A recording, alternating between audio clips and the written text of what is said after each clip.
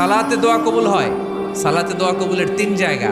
একটা হচ্ছে তাকবীরে তাহরিমার পরে আমরা সানা পড়ি না, আমরা তো একটা পড়ি।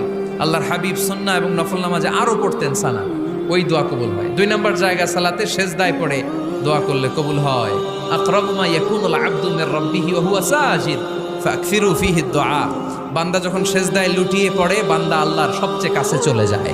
তা কিন্তু বিশ্বনবী বলে, সেজদাটা তোমার রবের কুদরতি পায়ের উপরে পড়েছে। সেজদায় পড়ে দোয়া করেন।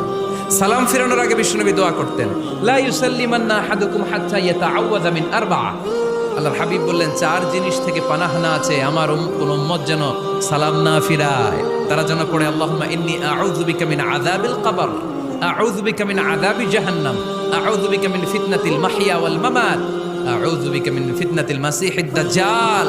আল্লাহ কবরের আযাব থেকে বাঁচাও, আল্লাহ জাহান্নামের আগুন থেকে বাঁচাও, আল্লাহ জীবন মরণ